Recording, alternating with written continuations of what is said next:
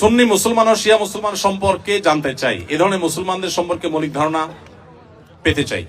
দেখুন, সুন্নি হলেন কোরআন এবং নবী করিম সাল্লাল্লাহু আলাইহি সাল্লামের সমস্ত হাদিসগুলো, বিশুদ্ধ সূত্রে বর্ণিত সমস্ত হাদিসগুলোকে যারা মানে, নবী সাল্লাল্লাহু আলাইহি সাল্লাম এবং তার সকল সাহাবী, তার পরিবারবর্গ সবাইকে যারা মানে, এদেরকে বলা হয় সুন্নি।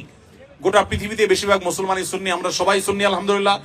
বেশিরভাগ বাংলাদেশি, বেশিরভাগ পাকিস্তানি, ভারতীয়, সাবকন্টিনেন্ট, আরব, পৃথিবীতে বেশিরভাগ মানুষই আলহামদুলিল্লাহ সুন্নি মুসলমান।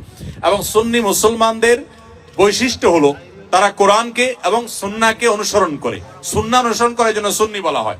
আর শিয়া হলো সেই সমস্ত মানুষেরা যারা আল্লাহকে মানে, নবী সাল্লাল্লাহু আলাইহি সাল্লামের নবুয়তকেও মানে, যদিও তাদের একটা গ্রুপ নবী সাল্লাল্লাহু আলাইহি সাল্লামের নবুয়ত নিয়েও সন্দেহ করে।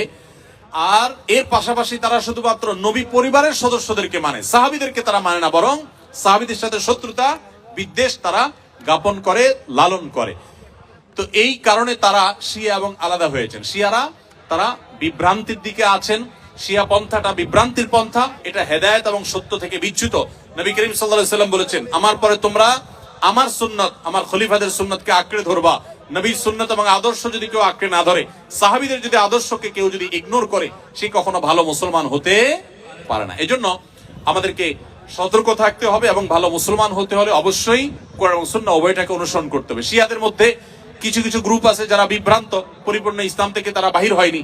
আবার দুই একটা গ্রুপ আছে তারা আম্মা জান আয়েশার চরিত্রে কালিমা লেপন করে, কোরআনের আয়াত নিয়ে সন্দেহ করে, নবী সাল্লাল্লাহু আলাইহি সাল্লামের রিসালাত নিয়ে সন্দেহ করে তারা ইসলামের গণ্ডি থেকে খারিজ হয়ে গেছেন। আল্লাহ তাআলা আমাদেরকে কোরআন এবং সুন্নাহ উভয়টার অনুসরণ করার তৌফিক দিয়েছেন। আমরা আলে বাইতকে, রাসূলুল্লাহ সাল্লাল্লাহু আলাইহি ওয়াসাল্লামের পরিবারকেও ভালোবাসি, আবার তার সাহাবীদেরকেও ভালোবাসি। আমরা এখানে কোনো বিভক্ত করি না, তারা বিভক্তি করেছে, এই হলো তাদের সাথে আমাদের পার্থক্যের জায়গা।